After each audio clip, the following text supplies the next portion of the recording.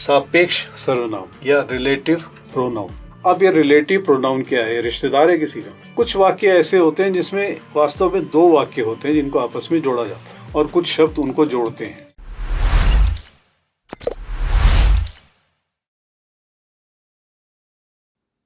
प्यारे दोस्तों, आपके पसंदीदा knowledge and motivational channel English आसानी से एक बार फिर से आपका स्वागत है। हम अपनी इस श्रृंखला पार्ट्स ऑफ स्पीच, शब्द भेद जिसको हिंदी में कहते हैं, पार्ट्स ऑफ स्पीच, इस श्रृंखला में हमने सबसे पहले नाउन पढ़े और अब हम प्रोनाउन या सर्वनाम पढ़ रहे हैं। सर्वनाम में हमने अभी तक दो सर्वनाम पहले पढ़े। तीसरा सर्वनाम ये है सापेक्ष सर्वनाम या रिलेटिव प्रोनाउन। अब ये रिलेटिव प्रोनाउन क्या है? रिश्तेदार है किसी का? नहीं, रिश्तेदार नहीं है भाई, कोई रिलेशन नहीं है इससे। इस प्रोनाउन को या सर्वनाम को पढ़ते हुए आपको एक चीज जरूर समझनी चाहिए, अच्छा लगेगा, आपकी थोड़ी सी नॉलेज भी बढ़ेगी। यहाँ पर हम आपको बताते हैं कुछ वाक्य ऐसे होते हैं जिसमें वास्तव में दो वाक्य होते हैं जिनको आपस में जोड़ा जाता है। एक उदाहरण है, यही वह आदमी है जिसने तुम्हारा फोन ठीक किया। अब ये दो वाक्य हैं, यही वो आदमी है, तुम्हारा फोन ठीक किया। ठीक है, अब इसको जोड़ा किस शब्द में? जिसने।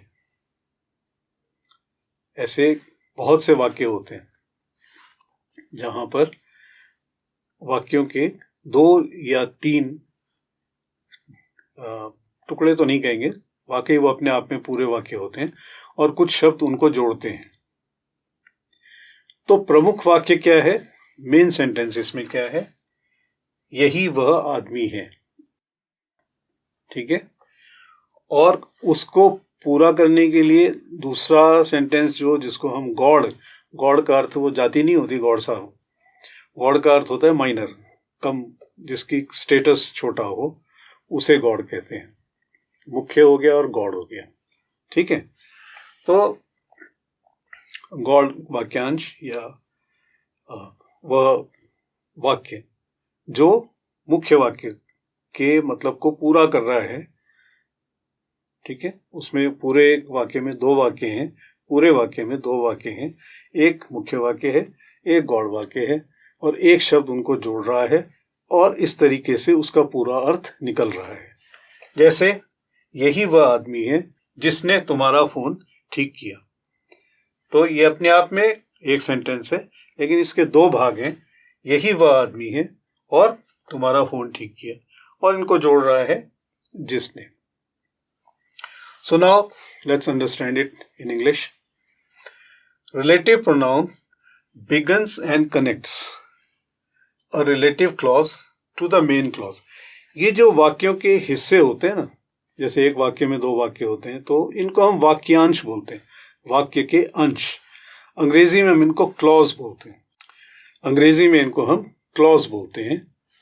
तो मेन क्लॉज होता है और रिलेटिव क्लॉज होता है या सब क्लॉज होता है।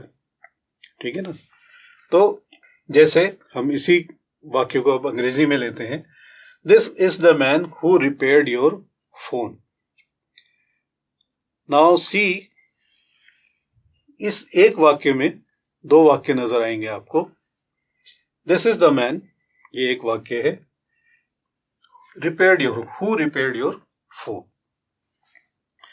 लेकिन ये दोनों मिलके ही वो अर्थ बना रहे हैं। हम अगर कहें यही वो जगह है, तो ये कौन सी जगह है? ये वही जगह है भाई जहां हम पहली बार मिले थे, ये वो जगह है। ठीक है, यही वो कार है जो मेरे पिताजी ने मेरे भाई को गिफ्ट की थी। ठीक है, ये भी दो वाक्य हैं और इनको एक शब्द जोड़ रहा है आपस में, और जुड़ने के बाद ही इनका पूरा अर्थ निकल रहा है। तो जो शब्द इनको जोड़ता है वो भी एक प्रोनाउन है, और उस प्रोनाउन को हम रिलेटिव प्रोनाउन, क्योंकि ये संबंध स्थापित कर रहे हैं ना दोनों के बीच में, वो हमारा रिलेटिव नहीं है लेकिन आपस में रिलेटिव है दोनों।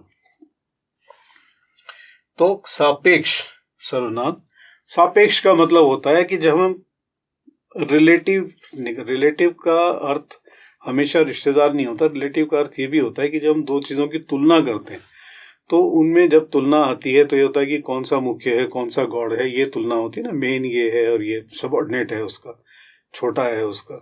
तो जैसे दो अधिकारी हैं, अब एक उच्चाधिकारी हैं, दूसरे भी अधिकारी हैं, लेकिन उनसे नीचे के स्तर के हैं, तो क्या होगा उनका? अगर आप आपस में तुलना करेंगे तो एक मुख्य होंगे, एक उनके अधीनस्थ होंगे, अधिकारी दोनों ही हैं, ठीक है ना। तो ऐसे ही है सापेक्ष सर्वनाम, जहां पर हम उनको आपस में तुलना करते हैं। गौड़ वाक्यांश यानी जो सबऑर्डिनेट या माइनर सेंटेंस होता है उसको शुरू करता है और मुख्य वाक्यांश से जोड़ता है। देखिए उसको स्टार्ट भी करता है। वो कैसे? Begins and connects the relative clause. कैसे? दिस इज द मैन, ये वो आदमी है, हु रिपेयर्ड योर फोन। इस क्लॉज को स्टार्ट किसने किया? हु ने स्टार्ट भी किया और मेन क्लॉज से कनेक्ट भी किया। वाक्यांश को, वाक्य के टुकड़े को हम, या जो एक वाक्य के अंदर एक से अधिक वाक्य होते हैं उनको हम क्लॉज बोलते हैं, क्लॉजेस बोलते हैं। तो रिलेटिव प्रोनाउन उसको शुरू भी कर रहा है और इससे जोड़ भी रहा है। ये इसकी एक खासियत है, पहचान में आ जाता है वो। जैसे यहां भी है, यही वो आदमी है जिसने तुम्हारा फोन ठीक किया, ठीक है। तो ये वाक्य शुरू कहां से हुआ? जिसने से, और जिसने शब्द ने इसको मुख्य वाक्य से जोड़ा भी, ठीक। तो ये इसकी पहचान है। अब यहां देखिए, ना तो क्या इस्तेमाल हुआ? मैं। ना इस्तेमाल हुआ मेरा।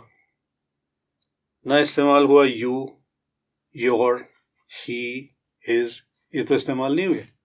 यहां इस्तेमाल हो रहा है who, which, whom, that, whose, यानी जिसने, जो, जिसको, जिसे, ये शब्द इस्तेमाल हो रहे हैं। तो ये शब्द अभी तक जो हमने सर्वनाम या प्रोनाउन पढ़े थे उनसे बिल्कुल अलग किस्म के हैं। इनका पर्पस भी बिल्कुल अलग है, ये काम भी बिल्कुल अलग तरह का कर रहे हैं ये भी सर्वनाम ही, ठीक है ना। कैसे सर्वनाम है? हु जो है उस आदमी के पहचान को, किसकी पहचान को? जिसने तुम्हारा फोन ठीक किया था, उसकी पहचान बता रहा है, ठीक है। किसको रिप्रेजेंट कर रहा है वो? The man who repaired your phone.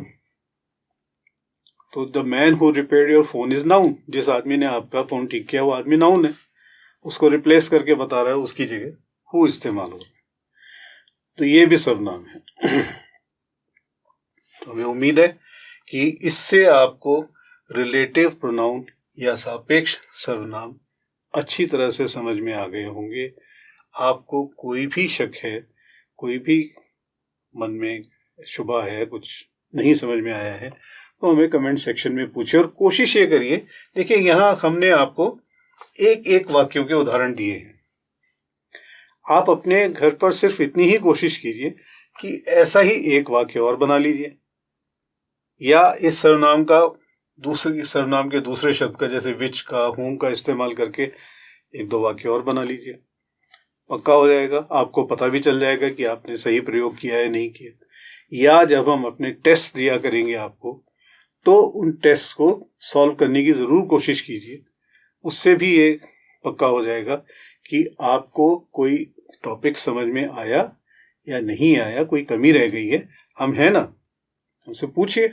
उम्मीद है आपको रिलेटिव प्रोनाउन या सापेक्ष सर्वनाम इस अंक में भली प्रकार समझ में आ गए होंगे।